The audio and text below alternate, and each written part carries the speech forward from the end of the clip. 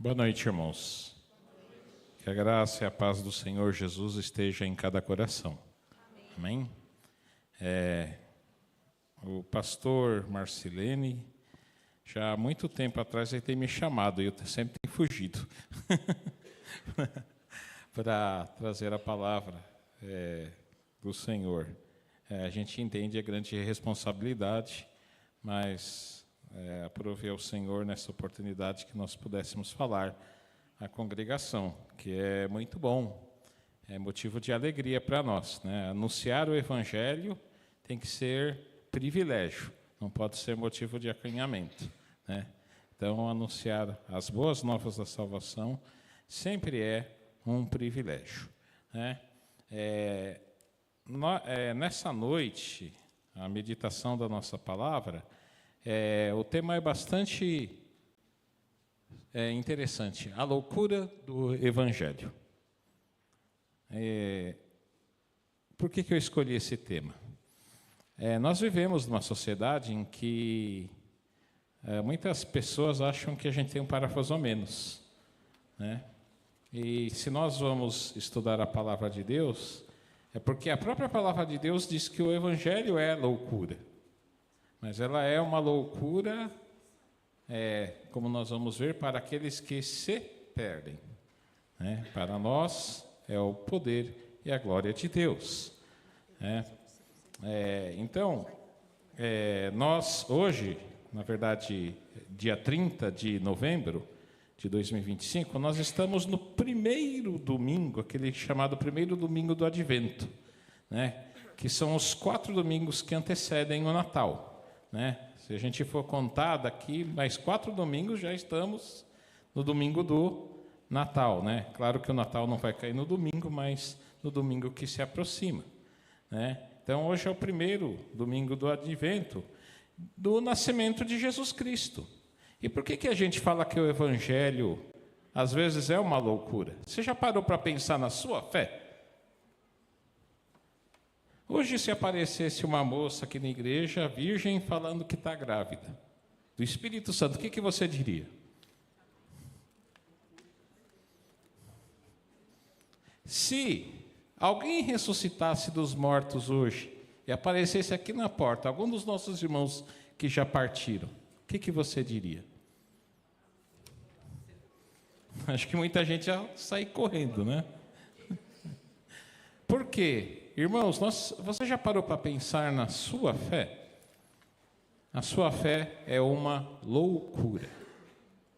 Nós lemos hoje no Evangelho que Jesus Cristo, ele foi julgado pelos escribas e pelos fariseus como blasfemador, porque ele falou para um homem que estava paralítico e que os seus amigos o levaram e descobriram o telhado lá, e todo mundo conhece a história, e Jesus falou: meu amigo, perdoados são os teus pecados. E as pessoas falavam assim: quem que é esse homem? Pessoa, se aparecesse alguém aqui que falasse assim: eu sou poderoso para perdoar o pecado de qualquer um de vocês, quem iria crer? E é interessante, irmãos, que a isto o apóstolo São Paulo ele vai chamar de a loucura do Evangelho. É a loucura para aqueles que se perdem. Eu convido, então, os irmãos a abrirem as suas Bíblias. É um texto um pouquinho mais longo, mas nós vamos abrir as nossas Bíblias na primeira carta de Paulo aos Coríntios. Nós vamos ler do capítulo 1, do verso 18 até o 25, até o 30, ou melhor, que é o final dele. Desculpa, até o 25 mesmo. E depois nós vamos ler do 2 ao 2 completo, tá bom? Vamos lá. Então, primeira carta de Paulo aos Coríntios, capítulo 1, do verso 18 a 25. Diz assim: certamente a palavra da cruz é loucura aos que se perdem, mas para nós que somos salvos, poder de Deus. Pois está escrito: destruirei a sabedoria dos sábios e aniquilarei a inteligência dos instruídos. Onde está o sábio? Onde o escriba? Onde o inquiridor deste século?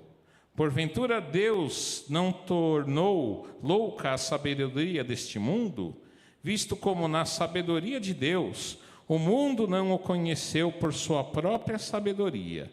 Aprove a Deus salvar os que creem pela loucura da pregação. Porque tanto judeus pedem sinais, como gregos buscam sabedoria. Mas nós pregamos a Cristo crucificado, escândalo para os judeus, loucura para os gentios. Mas para os que foram chamados, tanto judeus como gregos, pregamos a Cristo, poder de Deus e sabedoria de Deus. Porque a loucura de Deus é mais sábia do que dos homens, e a fraqueza de Deus é mais forte do que a dos homens. O capítulo 2 agora, irmãos. Eu, irmãos, quando fui ter convosco, anunciando-vos o testemunho de Deus, não o fiz com ostentação de linguagem ou de sabedoria, porque decidi nada saber entre vós, senão a Jesus Cristo e este crucificado. E foi com fraqueza, temor e grande tremor que eu estive entre vós. A minha palavra e a minha pregação não consistiram em linguagem persuasiva de sabedoria, mas em demonstração do Espírito e de poder, para que a vossa fé não se apoiasse em sabedoria humana, e sim no poder de Deus. Entretanto, expomos sabedoria entre os experimentados, não, porém, a sabedoria deste século, nem a dos poderosos desta época, que se reduzem a nada. Mas falamos a sabedoria de Deus em mistério, outrora oculta, o qual Deus preordenou desde a eternidade para a nossa glória. Sabedoria esta que nenhum dos poderosos deste século conheceu, porque se tivessem conhecido, jamais teriam crucificado o Senhor da glória. Mas como está escrito, nem olhos viram, nem ouvidos ouviram, nem jamais penetrou em coração humano o que Deus tem preparado para aqueles que o amam. Mas Deus nolo revelou pelo Espírito, porque o Espírito a todas as coisas prescruta, até mesmo as profundezas de Deus. Porque qual dos homens sabe as coisas do homem, senão o próprio Espírito que nele está? Assim também as coisas de Deus, ninguém as conhece, senão o próprio Espírito de Deus. Ora, nós não temos recebido o Espírito do mundo, e sim o Espírito que vem de Deus, para que conheçamos o que por Deus nos foi dado gratuitamente. Disto também falamos, não em palavras ensinadas pela sabedoria humana, mas ensinadas pelo Espírito, conferindo coisas espirituais com espirituais. Ora, o homem natural não aceita as coisas do Espírito de Deus, porque eles são loucura, e não pode entendê-las, porque elas se discernem espiritualmente. Porém, o homem espiritual julga todas as coisas, mas ele mesmo não é julgado por ninguém. Pois quem conheceu a mente do Senhor para que possa instruir? Porém, nós temos a mente de Cristo. Amém. Oremos, irmãos. Senhor nosso Deus, nosso Pai, demos a Tua palavra, que por si só já é abençoada e fala ao nosso coração. Mas abençoa a nossa meditação nesta noite, para que possamos entender, Senhor, aquilo que o Senhor quer falar aos nossos corações, nos alimentar e fortificar a nossa fé no Senhor, para que possamos anunciar esta palavra àqueles que ainda não Te conhecem, aqueles que se perdem, Senhor, aqueles para qual o Evangelho ainda é loucura, Senhor. Nós Te pedimos e Te agradecemos no nome do Teu Filho Jesus Cristo. Amém. Irmãos, o apóstolo Paulo, ele escreveu esta carta aos Coríntios quando ele estava na sua terceira viagem missionária em Éfeso. A história conta que Paulo fez pelo menos 3 viagens missionárias, né? Houve a primeira que foi um pouquinho mais curta, a segunda que já foi um pouquinho mais comprida, e na sua segunda viagem missionária, ele passou por várias regiões ali do Império Romano, e ele visitou a cidade de Corinto, após ter passado por aquela cidade grega Atenas. Hoje, Corinto ainda se localiza na Grécia. O mundo tinha uma cultura grega naquela época. E os gregos, eles procuravam entender tudo pela razão. Tudo era muito racional. O pensamento racionalista é mais ou menos como hoje. O que é o pensamento racionalista? Se eu não entendo, eu não quero saber da coisa. Eu sempre digo, eu sou professor, o calcanhar de Aquiles de qualquer escola é uma disciplina chamada... Quem lembra? O calcanhar de Aquiles de qualquer escola é a tal da matemática. Todo mundo parece, dificuldade de entender a matemática. Porque a matemática, às vezes, ela é muito abstrata, ela não é racional. E as pessoas, então, gostam de coisas mais racionais. O mundo grego, ele gosta de coisa racional. Ele gostava de coisa racional. Então, Paulo ele estava passando por Atenas e ele foi pregar o evangelho naquela cidade. E para os atenienses e para os gregos, eles viviam uma cultura em que não fazia sentido muitas coisas que nós pregamos no Evangelho. Porque o Evangelho não é racional. E não, que nem eu falei para vocês. Se aparecer uma virgem dizendo que ressuscitou, que gerou um filho sem ter conhecido um esposo. Se a falar em ressurreição de mortos para um grego, era quase falar uma loucura, porque os gregos eles achavam que a carne era má e que só o espírito era bom, e por isso que eles queriam, entre aspas, morrer para poder se libertar do corpo, porque o corpo era ruim. Então, você voltar para o seu corpo depois de ter morrido, quando o apóstolo Paulo falou de ressurreição dos mortos, lá em Atenas eles falaram, depois a gente até ouve você, porque agora já passou dos limites. Porque para eles não entendiam essas coisas. E o mundo, quando nós vamos falar do Evangelho, muitas vezes também não nos entende. Quando nós falamos que vir ao domingo na igreja, gastar o domingo, eu preferia estar assistindo o meu futebol, fazendo o meu churrasco, aproveitando a vida, como na sociedade de hoje. O Evangelho, muitas vezes, para aqueles que não conhecem, parece loucura. E ainda mais, Paulo, depois que ele partiu da cidade de Atenas, ele foi então para Corinto. Lá em Atos 18 diz que ele encontrou um casal chamado Priscila e Áquila. Então ali eles fundaram a igreja de Corinto. Paulo ia todos os sábados pregando nas sinagogas, anunciando este evangelho. Ele não foi muito bem aceito também não. Por quê? Porque os coríntios também eram um povo grego que também tinha mais ou menos o mesmo pensamento dos atenienses.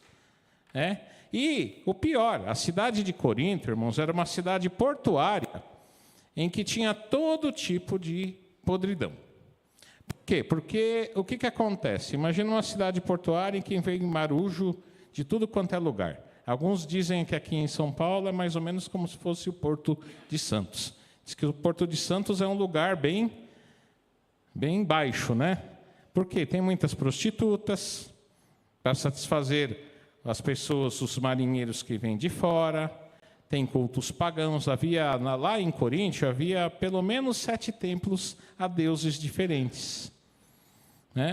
E o apóstolo São Paulo, ali diante daquela diversidade, daquela perversão daquele povo, ele encontrou ali uma sinagoga, tinha uma sinagoga formada ali em Corinto, e ele foi todo sábado, ia na sinagoga, pregar o evangelho ali, falar de Jesus Cristo, para os judeus e também para os gregos tementes a Deus. E ali se formou, então, aquela comunidade de Corinto.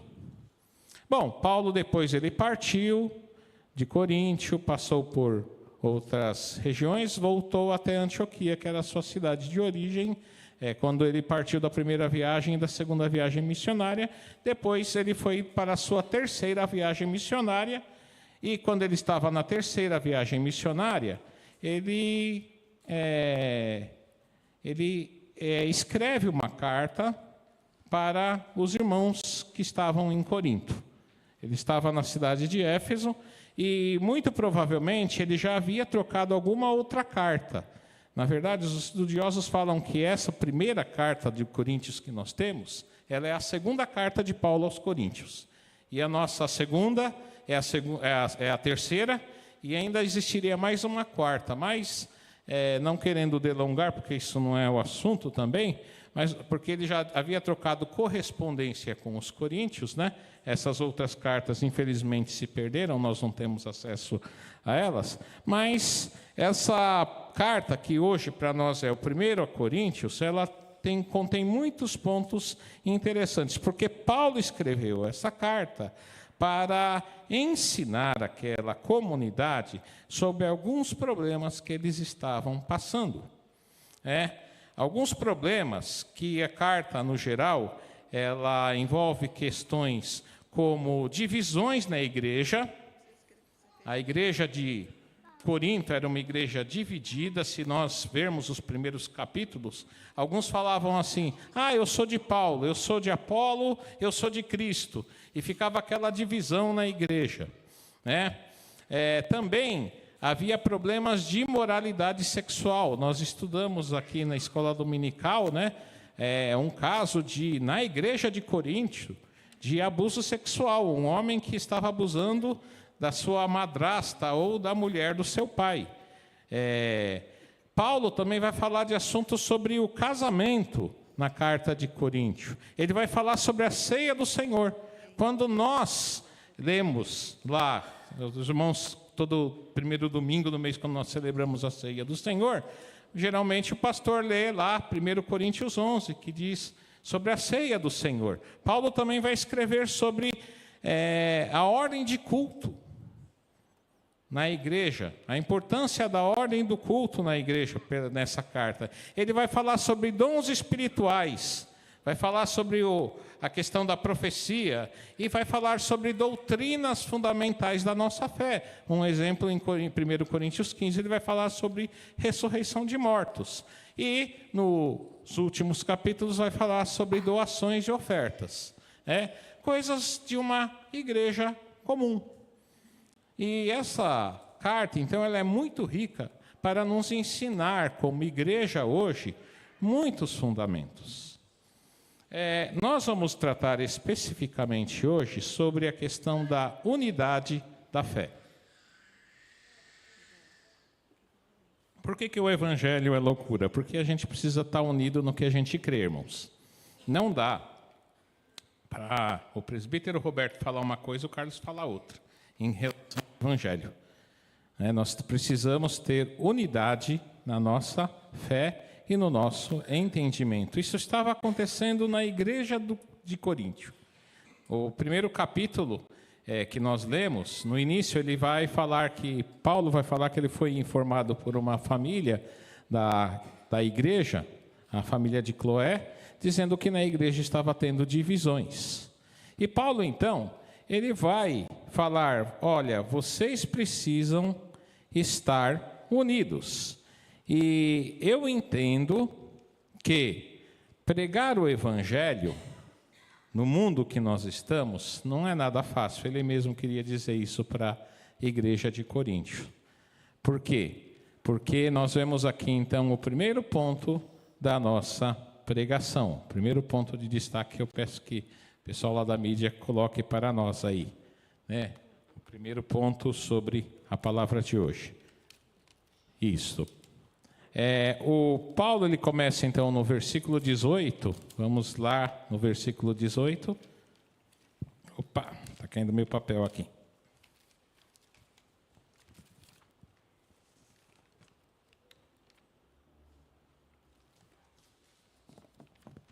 Dizendo o seguinte: certamente a palavra da cruz é loucura. Você vê que no texto que nós lemos apareceu várias vezes a palavra loucura. Para os que se perdem. Irmãos, nós temos que entender que a palavra da cruz é loucura para os que se perdem. E para você, o que ela é? Para nós que somos salvos, ela é poder de Deus. Irmãos, para nós que somos salvos, o apóstolo Paulo ele vai dividir aqui dois grupos de pessoas, aqueles que se perdem, ou, numa tradução melhor, é aqueles que estão se perdendo. No mundo hoje nós temos várias pessoas que estão se perdendo. Não estão já perdidas porque Deus ainda dá a chance delas se arrependerem e se voltarem para Cristo. É claro que isso não é uma obra do homem. E também, para nós fica difícil. Por quê? Porque o evangelho é loucura. Para nós fica difícil. Você vai falar de coisa de doido. Já ouviu um doido falar perto de você? É difícil, não é verdade? Né? Tudo e tal. Para o homem natural, a Bíblia diz que o evangelho ela é uma loucura. Mas para nós que somos salvos, ela é o poder de Deus. Se você já parou para pensar a respeito da sua fé, avalie. O evangelho para você faz sentido? Ele faz sentido? Sim, ele faz sentido porque nós recebemos o poder de Deus para a nossa salvação. Então, o evangelho de Deus, ele faz sentido para aqueles que creem. Agora, é interessante, irmãos, que Paulo ele vai falar de duas pessoas, duas categorias ainda dentro desses que se perdem, a respeito da loucura do Evangelho. O que ele vai falar? Ele vai falar que para os gregos o Evangelho é loucura porque os gregos procuram sabedoria. E nós já falamos aqui que sabedoria, para os gregos não fazia sentido a pregação do Evangelho, assim como para muitos do mundo de hoje, a pregação não faz sentido. Se você falar que Jesus Cristo veio para salvar o mundo dos seus pecados, a pessoa vai falar, tudo bem, mas eu não tenho pecado. Eu não mato, eu não fumo, não roubo, não bebo, não faço isso, não faço aquilo, não faço aquilo outro. O mundo que nós vivemos hoje perdeu a consciência de que o homem está perdido sem Deus. Aliás, é muito interessante que eu estava vendo no Facebook, eu não tenho bem Facebook, né? Meu Facebook é compartilhado com minha esposa, ela usa muito mais que eu, né? Mas ela se inscreveu num canal lá dizendo, eu amo biologia, né? E naquele canal Eu Amo Biologia, né? Aí escreveram um meme lá, tudo e tal, em que fala que várias coisas é um fato, inclusive a evolução é um fato. E aí surgiu aquela discussão que eu estava lendo nos comentários entre a evolução, vocês crentes creem no criacionismo, isso é uma besteira, uma loucura, porque já foi provado que o homem evoluiu e não sei o quê, e aquela discussão que nunca tem fim, né, irmãos, que nós conhecemos tudo e tal. Por quê? Porque para o mundo racionalista que nós vivemos hoje, o evangelho ele é uma loucura. Então, se nós vamos falar que Deus criou o mundo e que Deus criou o homem e que o homem caiu em pecado e que o homem precisa se libertar do pecado, e a única forma do homem se libertar do pecado não é com boas obras, não é sendo bonzinho, mas a única forma é através da cruz de Cristo, não faz sentido. E nós cremos nisto, mas para o mundo não faz sentido. Então, para os gregos da época era a mesma coisa, o evangelho era loucura. E os judeus? Para muitos dos judeus, embora Paulo pregou na igreja do Corinto, aquela igreja era uma igreja que mesclava judeus e gentios, está dizendo que os judeus pediam sinais. Tem gente que também fala que para crer, eu preciso ver. Se eu não ver, eu também não vou crer. E muita gente assim no mundo hoje. Eu preciso ver para crer. Até às vezes a gente é meio Tomé, não é verdade? Se eu não ver, eu não vou crer de forma alguma. E Jesus Cristo falou que bem-aventurado são aqueles que não viram, mas creram. E esses somos nós não vimos Jesus Cristo. Eu não vi Jesus Cristo. Eu não vi a ressurreição de Jesus Cristo, mas eu creio no testemunho. Para mim, a Bíblia não é uma história de fantasias como para muitos. Para mim, a Bíblia é a verdade, é a palavra de Deus. Ela é um relato fiel, inclusive histórico, de coisas que aconteceram. E é isso que nós, crentes, precisamos crer. Quando nós falamos no Natal, o Natal é muito bonitinho, só que não é a história do Papai Noel. Natal é o nascimento de Jesus Cristo, o Filho de Deus. Ah, mas não nasceu em dezembro. Pouco importa. O importante é que Jesus Cristo ele veio ao mundo salvar os pecadores. E nós podemos usar desta oportunidade para falar isso. Jesus Cristo ele veio salvar.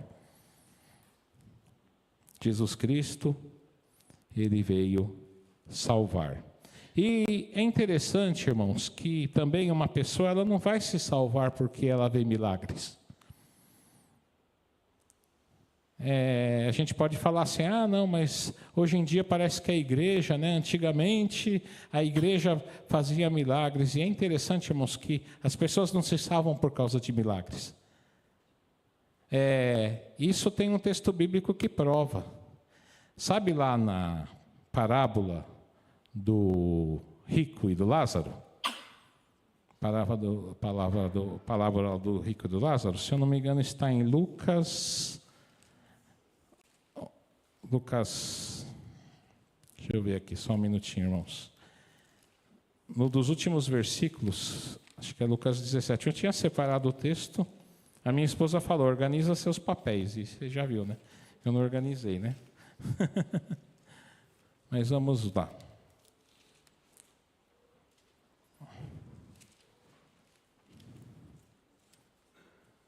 Lucas 16, no verso 29 em diante. Lucas 16, do verso 29 em diante, diz assim: Respondeu Abraão, eles têm Moisés e os profetas, ouçam-nos. Mas ele insistiu: Não, pai Abraão, se alguém dentre os mortos for ter com eles, arrepender-se-ão. Abraão, porém, lhe respondeu: Se não ouvirem a Moisés e os profetas, tampouco se deixarão persuadir, ainda que ressuscite alguém dos mortos. Ou seja, o rico que estava lá em tormentos, ele falou, manda alguém, ou o próprio Lázaro ressuscitar dos mortos, para que eles anunciem essa palavra, para que eles não venham parar nesse lugar onde eu estou em tormento. O que Abraão responde? Eles têm a palavra de Deus, têm a lei e os profetas. E ele falou, não, mas se vocês mandarem, eles vão crer. E ele falou, eles não crerão, mesmo que alguém ressuscite dentre os mortos. Já pensou, entrasse um morto aqui, alguém que já conheceu, que nós já conhecemos, que já partiu, e falasse assim, já estive lá do outro lado. Muita gente ia falar assim, é bom crer em Jesus Cristo, porque, olha, lá do outro lado o caminho a Bíblia tem razão. Muita gente não ia dar crédito também. Por quê? Porque a pessoa ela não crê segundo a palavra de Deus, por causa da eloquência do pregador, não é pela sabedoria. Ela também não crê por causa dos milagres. Mas é interessante que o apóstolo Paulo, no verso 18, como nós lemos, ele vai falar que, vamos lá ler o verso 18? Coloca lá, 1 Coríntios, certamente, verso 18 não, desculpe. É o verso 21. Verso 21. Vamos ler juntos? Visto como na sabedoria de Deus, o mundo não conheceu por sua própria sabedoria. Aprove a Deus salvar os que creem pela loucura da pregação que as pessoas se convertem. E é por isso que o papel da igreja é pregar prega o Evangelho. Pode acontecer milagres? Pode. É muito bom nós termos bons pregadores, mas, irmãos, se a palavra de Deus não encher o coração da pessoa, se não lhes for anunciado a palavra de Deus, de nenhuma forma a pessoa irá crer. É pela palavra de Deus que Deus aprouve que o homem fosse salvo pela loucura da pregação. Por isso que nosso dever, irmãos, o apóstolo Paulo diz que era para pregar o Evangelho em tempo e fora de tempo. Em todo momento, toda oportunidade, nós devemos pregar o Evangelho. Porque é pela loucura dessa pregação, é pela este fato. Aí você fala assim, mas presbítero Roberto, isso é uma loucura, como é que eu vou pregar? Pregue. Eu já disse muitas vezes aqui na escola dominical, sabia que se você simplesmente falar, vai ter a oportunidade que nós vamos ter aqui, não vai ter a cantata do coral? Convide seu amigo, seu colega, tudo e tal, porque aqui ele vai ouvir o quê? Ele vai ouvir a palavra de Deus. E a fé vem pelo ouvir, e ouvir da palavra de Deus. A fé não vem pelo ouvir por um pregador eloquente, irmãos. A fé não vem pelo ouvir de palavras bonitas ou, como disse o apóstolo Paulo, persuasivas. Não é a palavra do homem, ou como ele se expressa bem, ou se ele faz milagres, como muitos dizem aí. A Bíblia ela deu o exemplo de várias pessoas que faziam mágica no Novo Testamento mesmo, querendo enganar o povo. Não é por isso que as pessoas se salvam. As pessoas se salvam pela ouvir e ouvir da palavra de Deus. E cabe à igreja de Deus, a igreja que o Senhor escolheu, a nós que somos salvos, para nós, este evangelho não é loucura. Para nós o evangelho é o poder de Deus.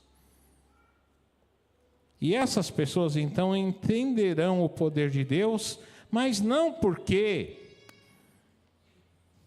você pregou bonito ou porque ela viu algum sinal. E aí nós entramos então, o segundo ponto que já foi projetado. O evangelho é loucura, porém a única forma para se crer, é a única forma para se crer. Nós acabamos de falar isso. O evangelho é loucura, mas ela é a única forma da pessoa crer. E então nós partimos para o terceiro ponto, porque a pessoa ela não vai crer porque o pregador é bom ou porque ele opera milagres, mas a pessoa irá crer porque a graça é irresistível.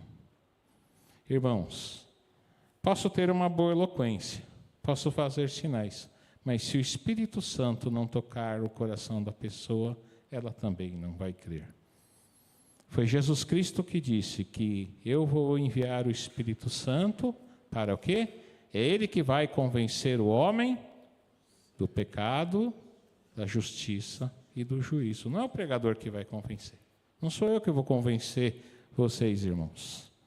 Quem está me ouvindo nesta noite, pela TV, aqui irmãos que estão aqui na Assembleia, não é a minha pregação que vai convencer. Se o Espírito Santo não tocar o coração, irmãos, nós não creremos também de forma alguma. Entretanto, a palavra diz que para os eleitos a graça é irresistível. Se o Espírito Santo tocar o teu coração, assim como ele tocou no meu, no seu coração, que está aqui nesta noite, que crê no poder de Deus através do Evangelho, você será salvo.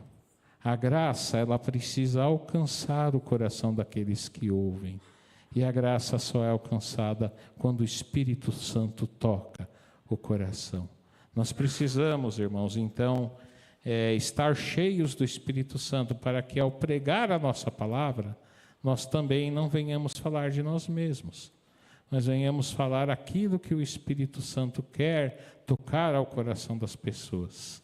E ouvindo, então, a pregação, as pessoas irão crer no Evangelho da palavra. Nós vemos então, irmãos, que a graça de Cristo, ela é irresistível, e através daí nós podemos lembrar aqueles pontos, né? Nós acabamos de sair do mês da Reforma Protestante de outubro, né? Já estamos no final de novembro, caminhando para dezembro, e diz que somente a graça, somente a fé, somente Cristo, né? Somente a palavra e somente a Deus a glória é que a pessoa iria se converter. Somente a graça, irmãos. É só pela graça. Não tem outro meio. Não tem outra forma. Agora, nós não sabemos quem irá aceitar. E outra coisa, irmãos, muitos farão como fizeram com o apóstolo Paulo. Muitos vão caçoar, dar risada, debochar de você. Eu falei para os irmãos lá no canal lá da internet, lá tinha gente debochando. Muitos vão debochar. Nós devemos, hoje em dia, infelizmente, nós parece que estamos um pouco amedrontados, né? Não queremos ser ridicularizados. Irmãos, a fé não vai fazer sentido. Então você será ridicularizado. Você será ridicularizado, você vai ser muitas vezes perseguido. No mundo de hoje, vão falar que você está perdendo o juízo, vão falar que você está tentando induzir os outros, mas é através da palavra, da loucura da pregação, que nós podemos anunciar e que Deus irá salvar as pessoas por meio da sua pregação. Que nós possamos guardar isto no nosso coração e aplicar no nosso dia a dia. Usemos a graça de Cristo para que as pessoas possam se chegar e se arrepender. Então, podemos falar para as pessoas. É claro que, muitas vezes, num papo, né, eu costumo conversar de vez em quando com as pessoas, e as pessoas falam para mim, mas, Roberto, não faz sentido. Eu falo, mas não faz mesmo. Não faz sentido mesmo. Né? Não é para fazer sentido, mas é o poder de Deus. É assim que nós cristãos cremos. E o apóstolo São Paulo, ele estava falando para aquela igreja dos coríntios: vocês precisam saber no que vocês creem e vocês precisam ter unidade na sua fé. Não preguem coisas diferentes. Infelizmente, hoje tem muita gente pregando coisa diferente, querendo fazer o evangelho mais palatável para, deglutir mais, mas a gente já viu que aqui, irmãos, não vai adiantar. Por que não vai adiantar? Porque o Evangelho, ele é anunciado e a pessoa só crer se ela ouvir da palavra de Deus e se o Espírito Santo tocar no seu coração. E que nós possamos, neste desafio, irmãos, nesse desafio, falando do Jesus Cristo que nasceu na manjedoura, do Jesus Cristo que tem o poder de perdoar pecados, no Jesus Cristo, no homem divino, o Filho de Deus, aquele que nasceu de uma mulher virgem, sem pecado. Jesus Cristo morreu na cruz por nós, o seu sangue tem poder de purificar todos os nossos pecados. E, mais do que isso, não podemos esquecer de algumas doutrinas fundamentais. Hoje se fala muito, da morte, Quando se fala muito da morte, parece que a gente esquece algumas coisas do Evangelho. Você sabia que as pessoas, depois que vão morrer, não acabou? Não acabou? Não vai acabar. Porque a Bíblia fala ainda de ressurreição de mortos. Está tão fora de moda hoje falar de ressurreição de mortos, que a gente quer morrer e ir para o céu e ficar lá, Não é isso? E a palavra de Deus não ensina assim. A palavra de Deus nos ensina que um dia Jesus Cristo virá. E Ele vai voltar aqui nessa terra. E Ele vai ressuscitar aqueles que já morreram. É interessante isso. Para nós, muitas vezes, crentes, que estamos na igreja, também parece que não faz sentido.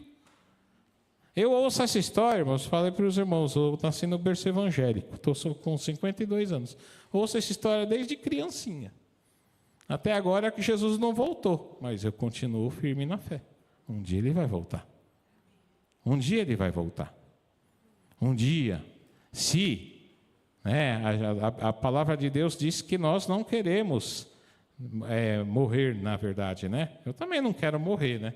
Eu quero, oxalá, né? Se já pensou que maravilha, se Jesus Cristo viesse hoje à noite, amanhã, né? Enquanto nós estivéssemos vivos, a palavra de Deus diz que nós seremos transformados. Nós, os que estamos vivos, seremos transformados. E aqueles que já partiram com o Senhor vão ressuscitar. Então, que nós continuemos anunciando isto, irmãos. Anunciando que Jesus Cristo irá voltar. Que Jesus Cristo, Deus reservou um dia em que o mundo será julgado. E que este varão que ele escolheu, que é o Emanuel, o Deus conosco, o seu Filho Jesus Cristo, virá para nos salvar. Amém?